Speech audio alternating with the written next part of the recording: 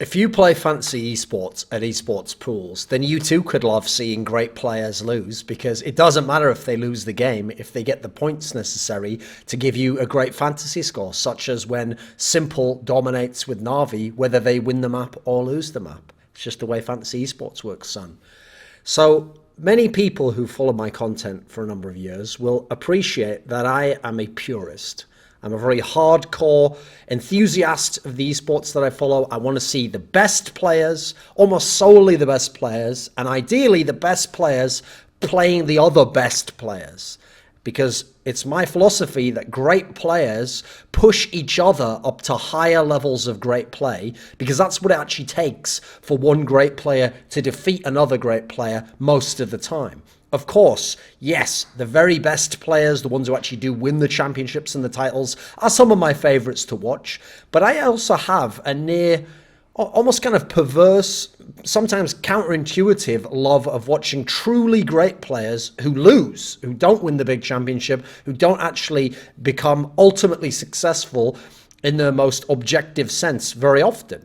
Now, the key to that comment is that it has to be a truly great player. It can't just simply be, a good player who played very well in that one tournament, unless he got to a semi-final or he got to a final. But when he loses, legitimately, he was inferior. He should have lost. He wasn't really capable of winning a championship. That was probably his best set of runs. No, it needs to be someone where their talent and their everyday ability is so much that they are clearly capable of winning. Like, maybe they even beat all those same opponents who beat them in semi-finals and finals in smaller tournaments or in the regular season. And it's just that when they're in the big pressure moment, something happens to them and somehow they don't overcome the final hurdle to win and therefore be indisputably considered the consensus best. Even though obviously I have my own issues when people just think that simply winning makes you the best. So there are many examples of this that I've enjoyed watching throughout sports and throughout esports. So in sports, in the NFL, I have to say Peyton Manning's one of them. I realize now at this point in time, he won 2 rings by the end of his career, but some of his best years, this guy legitimately could have racked up 4 or 5 championship rings with the offenses he had. Now, yes, he didn't often have a good defense, and it wasn't always his fault he didn't win, but you have to look at some of his performances in conference finals, in, one of the Super Bowls that he lost, certainly. And sometimes he did play just a bit below par. Or you had like a key crisis moment where he fucked it up. The obvious one being when he threw that pick 6 against the Saints.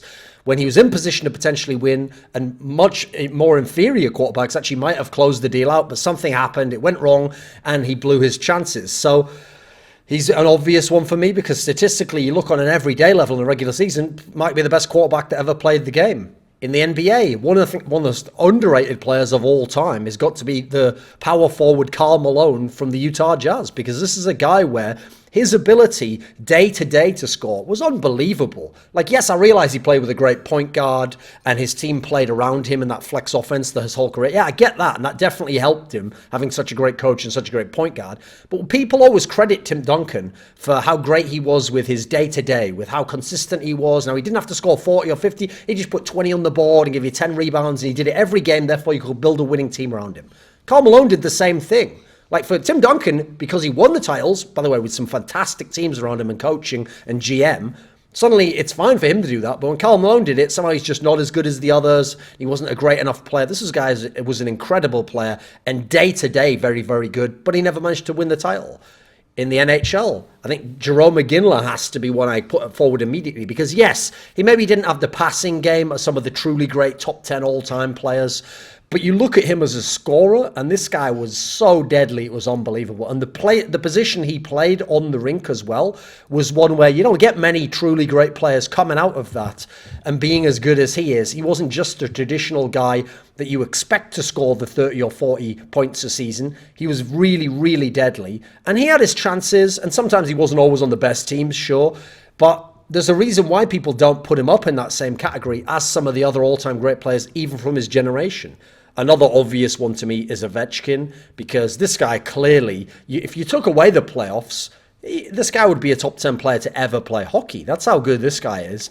but he's never got it done in the playoffs. And sometimes he did have the teams around him and teams that did fantastically well in the regular season. His career reminds me of LeBron's before he went to the Heat, where he was incredible, an MVP in the regular season. His teams would often be top-ranked teams who had the fantastic seasons, but somehow oftentimes it's almost like they weren't playoff built, or somehow a couple of key players wouldn't be as good in the playoffs, and sometimes the player himself wouldn't always be as spectacular as he was in the regular season when he was able to carry the team to some degree.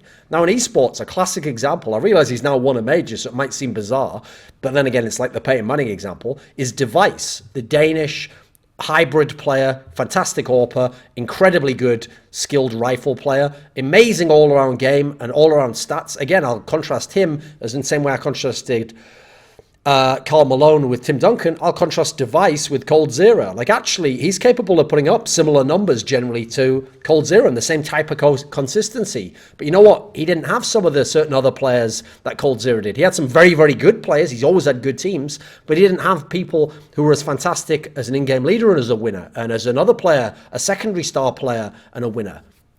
So, yeah, he won a major, but again, like Peyton Manning, this guy could already have 3 or 4 majors. That's his talent level and what he's shown us in the game and in matches prior to semi-finals in years past. He was an incredible player. And another example has to be Guardian, because actually I think Guardian's a great example of someone who actually was more than good enough at Cluj-Napoca major and prior to the semi-finals of the MLG Columbus major. He was already good enough to win a major. He was already good enough to be the MVP. For me, he was the MVP of Cluj-Napoca. But for some reason, his teams could just never win, no matter how many times they got to those big finals, and he got into those major finals. It just wasn't on the cards for him somehow. And there was something perversely enjoyable about watching his efforts regardless, about how hard he tried and about how he pushed his teams, even if they weren't able to make it over the hump. It's not like the ending of the movie being something that you didn't necessarily find pleasing makes all the fantastic action and story and plot unfolding before somehow void or moot because it didn't end the way you wanted it to. It was still an incredible journey to watch.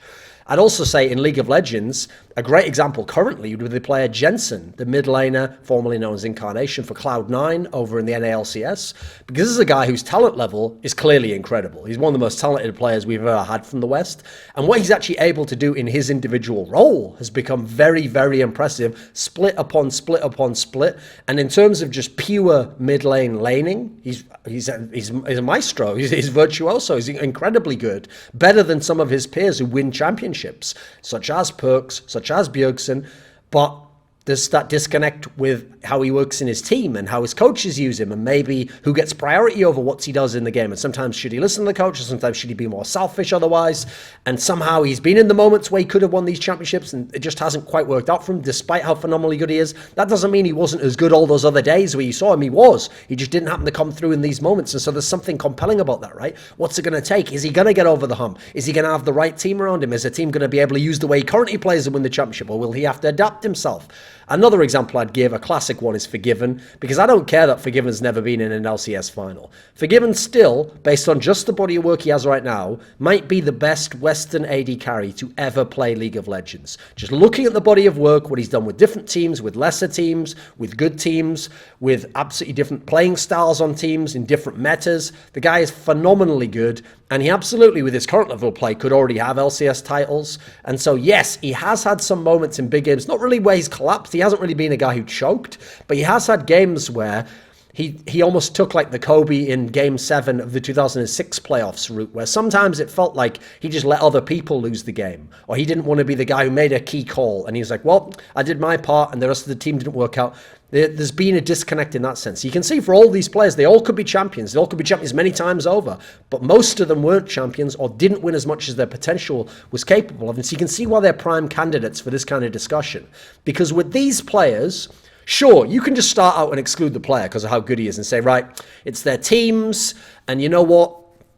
Oftentimes they were losing to truly great teams or truly great players, and hence they're still very good even though they lost.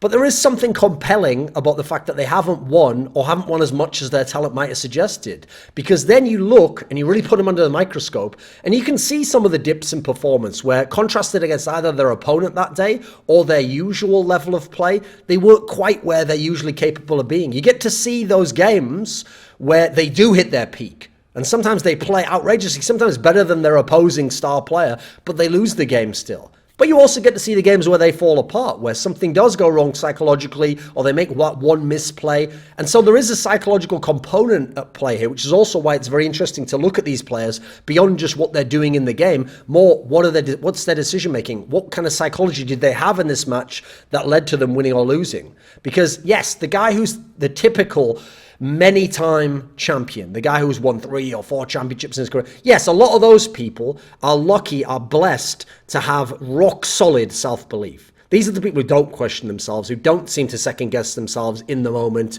who don't seem to hesitate. They just act, and they don't always win, but they win a lot as a result, and they seem to have that purity of intention, that single-pointed attention that people have been talking about in Eastern mysticism for many, many years, over in, obviously, China and Japan with Zen Buddhism, and you can go into the Hindu philosophies of meditation, tantric yoga, etc. So yes, these guys are in a position where they almost seemingly just have the mindset to win from the get-go. But these other players, first of all, sometimes they can break through and develop that mindset. Sometimes it happens. But also these guys, they have the talent, sometimes more talent than the guy who's the big winner. But you can see them in their matches trying to overcome these issues. And sometimes when they can't address it psychologically, they try to overcome the psychological problem by preparation, by dedication, by practicing even more, and by trying to work on their craft even more. People like Peyton Manning, fantastic examples of this, where they try to overcome any psychological issues they have by making all the rest of the game even more polished, by trying to find more effective ways to play the game so there are less instances where they're going to break down. And as such, it can actually be more fun to watch these great players toil and try and eventually fail than to watch great players sometimes win easy matches that don't seem very difficult and they just cruise to victory without having to show you all that they have in the tank, all the skill set that they have capable, and just how far they're capable of pushing themselves.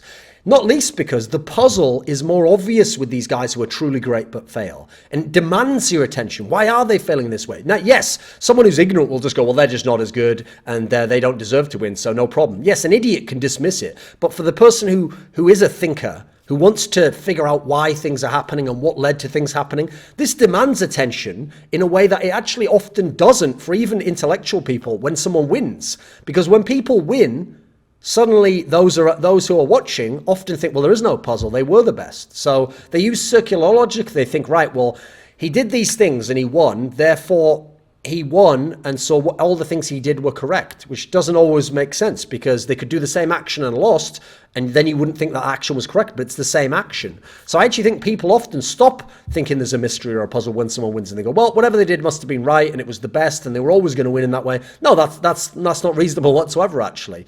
But it's more obvious that you have to figure out what went wrong when the really great player, sometimes who's favored to win even, doesn't win in that big match. So with these kinds of players, I actually don't care in a very wide sense. I do on a minor personal level sometimes in the moment, but on a more macro scale, I don't care actually that it's often unfair, that they didn't get the easiest path, that if they'd have played an easier opponent, maybe the other side of the bracket works out their way, they would probably win with how they played anyway, or that if they played in a different era, they would be the dominant player of their era, such as a Karl Malone might have been, and they would win the championships that way, or that their position doesn't necessarily suit being a champion, such as perhaps at time for power forward, there aren't that many that are champions as the main number one option, or as top laner in League of Legends, for example, also not a great position for being the champion. Doesn't matter, because these guys are so capable and are so close already to being the best that I want them to face as tough opposition as possible. That's one of the factors that's involved in this. Because remember, I want to see great players push other great players to win.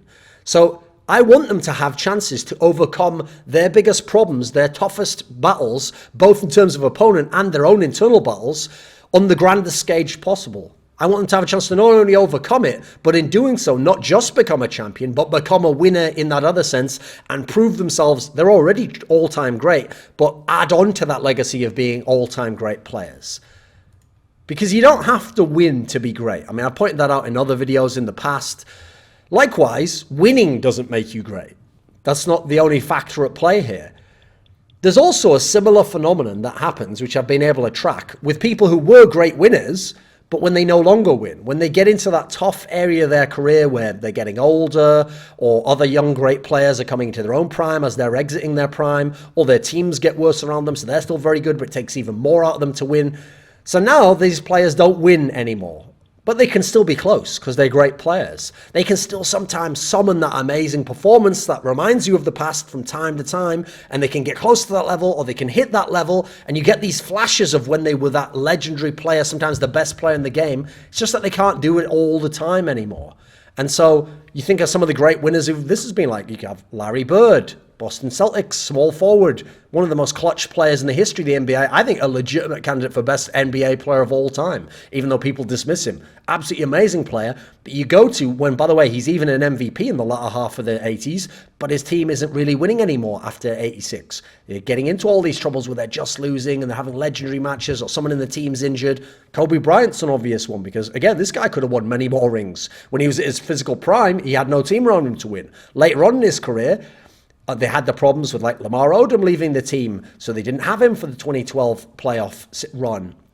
He has these issues, and then obviously the Chris Paul trade got cancelled, and then he had his injuries. Certainly could have won more. Michael Jordan, people might think, Michael Jordan, he already won 6. You watch him when he plays for the Wizards, yeah, he's way too old. But you know what? He's still trying like he thinks he can do it. He's still giving everything. He's having games where he's going completely ham, and he's shown us something special, even though his team's terrible, and he's a million miles from being the best player in the NBA. You think in esports, a classic example for me would be Forrest. Yeah, he's a guy who's won some championships. But at the moment, he can't be the best player in the world. He's not going to be the best player in the world. He hasn't been the best player in the world, arguably for close to a decade, but he's still very special every now and then. And it's still fun to watch him hit those moments and hit those peaks and battle with the current new crop of great, incredible players like Nico and Simple and Kenny S, and show sometimes that he can actually outperform them from game to game. And you get that flashback and you think, oh, that's the old Forrest, but he doesn't do it as consistently. It's compelling, right? There's so many examples that you can watch in League of Legends, in CSGO, in Dota. It goes across the gamut. And so I will always love to watch great losers. I'm Device from Australia, and welcome to Thorin's YouTube channel. It's a joke-free zone.